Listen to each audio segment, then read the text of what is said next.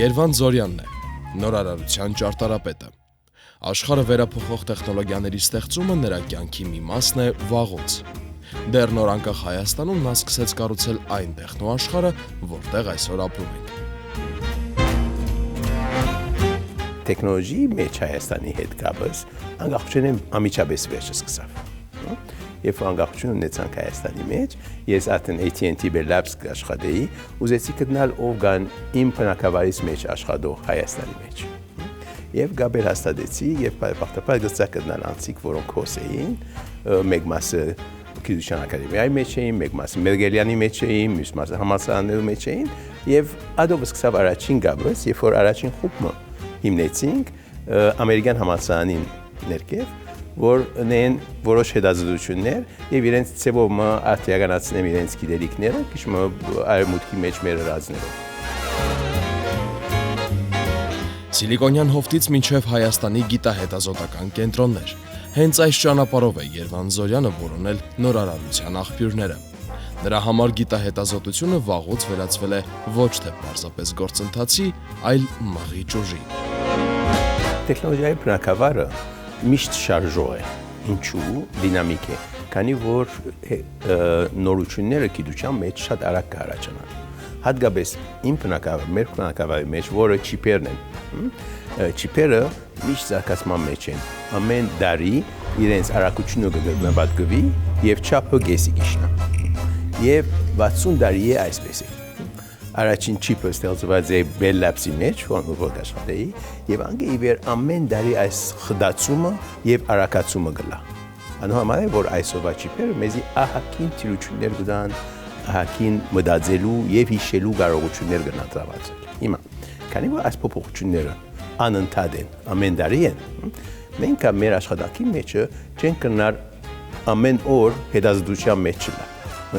Գիտահետազոտական աշխատանքը մեր բնակավարի մեջը անդադար է, ոչ թե ուսումի ժամանակ գնես, ոչ թե միայն որոշ շրջան մգնես, այլ ամեն օրվա կոզը դադի պետք է լա։ Երեկվա ունեցած տեխնոլոգին նույնը չէ վաղվանին։ Պետք է նորին հետ աշխատելու համար նորարար լաս, նոր ծևերով աշխատես, նոր մտածումներ ունենաս, նոր քույդեր ունես, ամեն մեկս պետք է ահագին նորություն ունենա, բայց լավ գիտանե, որ այդ նորարարությունը քեզի միշտ թարմ կբահի։ Եվ քեզի գցկե որ ուրիշներու հետ աշխատես։ Շատ լավ արիտ է teamwork, ուրիշներու հետ կոզակցելու, եւ շատ լավ արիտ է միշտ թարմ մնալու, միշտ ամեն օր նոր բան գարտալու, բրբդելու, սորվելու եւ քու նորությունդ ավելցնելու։ 90-ականներին իր առաջին ստարտափը Հայաստան բերելով Զորյանը նոր պատմության սկիզբ դրեց, գրավելով միջազգային տեխնոլոգիաների ուշադրությունը։ Սա նոր ազդակ էր այն մասին, որ տեխնոլոգիական ապագան նաև Հայաստանում է։ Երկրորդ դասադարվա մեջ, երկրորդ դասամյակին մի քանի այդպես սինոպսիս առաջինն էր, որ եկավ, այդ ստարտափները 3-4 անոնսմի արավ եւ ունեցավ իր տեղը։ Ուրիշները նույնպես մեծ միջազգային ընկերություններ իրենք զերոյին չեն սկսել։ Գուքան ստարտափ մգարնեն, որ արդեն գա եւ խումբով կսկսեն։ Ոչ թե առաջին երկրորդ, երրորդ բաժանները չեն արնել, այլ 100 հոգի մգա, 50 հոգի մգա եւ խելացի մարդիկ հավաքված են, այդ խումբը գարնեն։ Այս երկրորդ անկրվանը ուրեմն այդպես է գլգին սիլիկոնյան հովիտեն թեբի հոսեր ուղղությունը, բայց միջազգային ընկերություններ էին։ Հետո եւ վերջին 10 տարվա մեջ սկսանք տեսնել շատ հետաքրքիր երևույթ, որ այս ընկերությունների մեջ աշխատող եւ ուրիշներ նույնպես սկսան նոր քաղաքներ ունենալ, նոր ստարտափներ սկսել, նոր պրոդուկտներ պատրաստել, նոր տեխնոլոգիաներ ստեղծել եւ անոնք որ միայն հայկական շուկայի համար բիլի չլային։ Մեր հայկական շուկան փոքր է, շատ մեծ չէ, ստարտափներ իրենց զարգացումը սկսին հոս, բայց ես շուտով ուզեն երթալ եւ լայնալ միջազգային շուկայի վրա։ Մայրաքաղաքը Սիլիկոնյան հովիտն է անոնց։ Այդ գամուրջին պետք ունեինք հիմա մյուս ուղղությամբ։ Հայաստանեն դեպի Սիլիկոնյան հովիտ։ Եվ այդպես եղավ մի քանի ընկերություններ սկսեցին 1-2-3 էին, վերջ սկսան խումբով ունել, վերջ սկսան նախարարության հետ աշխատել, տեխնոլոգիայի նախարարության, որ խմբային բանն ենք իրենց օգտագործելանք հոնքալու, պատրաստելու, դասադասներու, տրեյնինգի եւ գաբեր հաստատելու։ Գաբեր հաստատելու հաճախորդներու հետ, գաբեր հաստատելու հետ funding, նյութական հատուցում ունենալու հետ մարքեթինգի հետ եւ այլն, այդ կապերն ալ բավական օգտակար գլային, որ Հայաստանեն փոքր նոր եկած ընկերությունը Silicon Hobby-ի մեջ գնա լայնալ, մեծնալ եւ իր դեր ունենալ։ Ինչպես գաղափարը վերածել կենսունակ բիզնես մոդելի եւ առաջ շարժվել համընթաց արագ փոփոխվող տեխնոլոգիական աշխարհի։ Այս հարցերի համար եւս կան ոչ միայն տեսական, այլ նաեւ գործնական պատասխաններ։ Ստարտափ մաչողցնելու համար ընդհանրապես մենք աննմանապես պետք ունենք էական մի քանի հոգիներ սկսելու համար։ Նախ պետք ունես մեկ անցման, երբ որ դուսնես այդ անցին վստահելու եւ այդ անցը գնա ղեկավար թել գդարել, նույնիսկ եթե տեխնոլոգիի ղեկավարը չլահոս, պետք է գազագերբչական իմաստով ղեկավարը լա, որովհետեւ գնա այդ թիմը բահել եւ այդ թիմը մեծնել ժամանակի ընթացքում։ Բայց այդ անցը պետք է որ աջի միտք ունենա։ Աջման կապարը պետք է ընդունելի լինի։ Մարդիկ ունեցան ժամանակին, որ չէին ուզեր աջի, ասեն, շատ լավ է, գպավե 10 հոգի մնանք, ինչու աջիկ։ Adesակ մարդոց շատ առաջ չես գնար եկալ հետերնին, քանի որ պիտի նայես մարդիկ, որոնք կնան իսկապես ջգունը լալ եւ օրվան հետ հարաճանալ։ So, ուրեմն օրվան հարաճանալ եւ ջգունը լալը կարեւոր է, վստահելի անցիկ ունենալը կարեւոր է եւ շիդակ տեխնոլոգիաներ զադելը։ Հիմա պայպախտապար մենք գծանք հոստերի ճիշտ անցիլն հետ աշխատել եւ գտնալ պետք եղած ուժերը։ Երբ որ մենք եկանք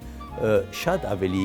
մարդիկ կային, մասնակիցներ կային պատրաստի, կամ Սովետ Միությունն վեճ չէր, շատերը ազատ էին, պատրաստված էին եւ ուրիշ գործեր չէին ուներ։ Ուրեմն թիրուն էր իրենց առնել եւ միասին խումբերը զորացնելը շատ լավ անցերով դժվար չէր։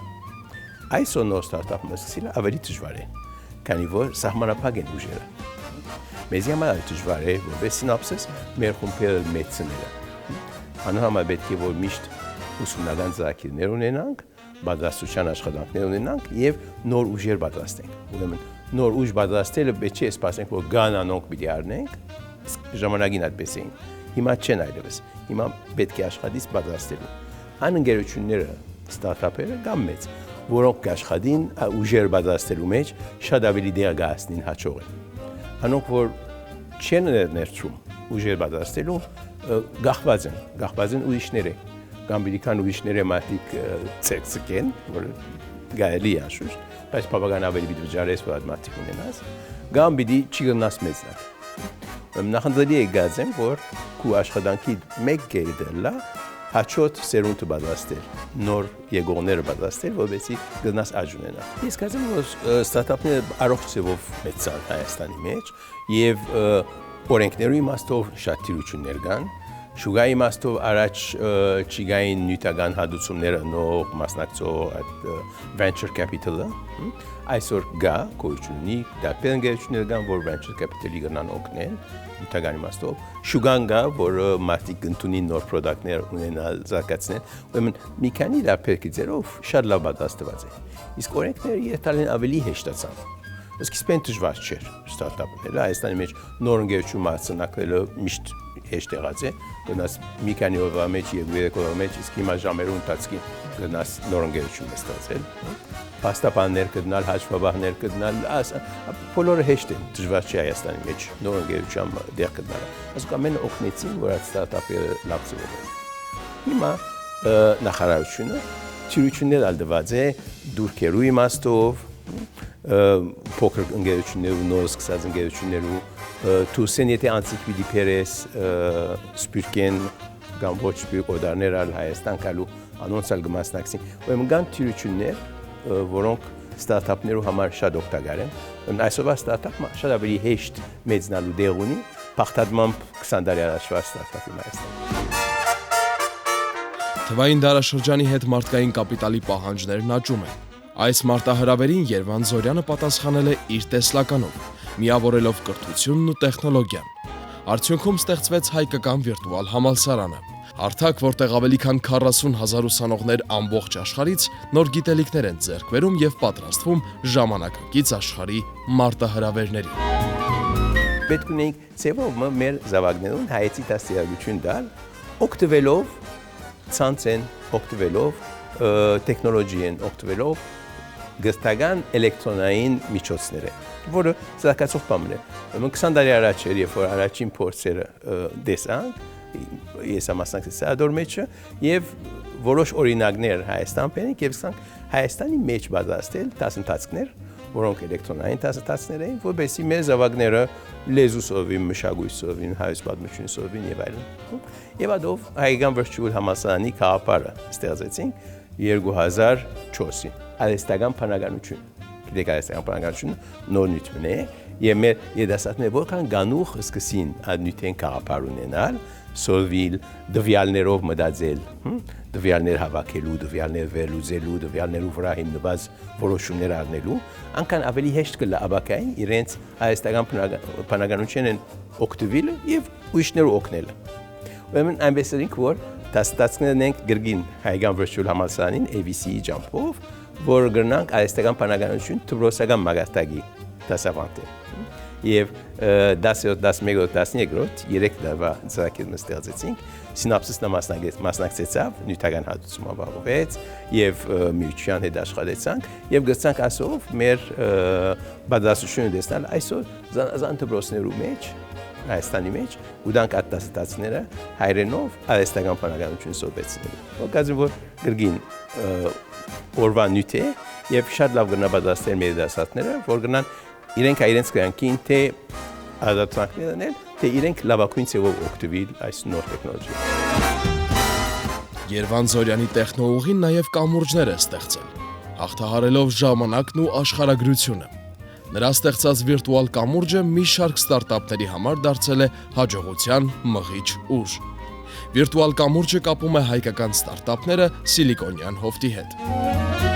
Այդ բրիջը շատ օգտակար բրիջ մնե, որ նոր ընկերությունը ինքնին մինակ չսկար, երբ որ գուզեի կալ Սիլիկոնյան հովիտ, կնա թիմել այդ բրիջի միջոցով ունենալ իրեն գաբերը, իրեն հալաչացումը, զարգացումը։ Փայփախտապար մենք Սիլիկոնյան հովիտի մեջ շատ լավ հայկական համայնք ունենք,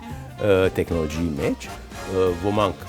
բզդիկ ընկերություններու մեջ եւ շատերը մեծ ընկերություններու մեջ կարևոր դերեր ունեն։ Հարյուրավոր անձիկ ունենք Google-ի մեջ, Apple-ի մեջ, Meta-ի մեջ եւ այլն, որոնք մեզ օգտակար կլան դատպես ծևերով մեր ունեցածը դարաձելու։ Այսօր, երբ Հայաստանը դիրքավորվում է համաշխարհային տեխնոլոգիական քարտեզի վրա, նորարար մտածողության պանատները ավելի քան երբևէ կարող են դառնալ այս առաջընթացի շարժիչ ուժը։ Երվանդ Զորյանի պատմությունը գալիս է հիշեցնելու։ Հենց այստեղից էլ կարող են սկիզբ առնել այն գաղափարները, որոնք վաղվա աշխարհն են փոխելու։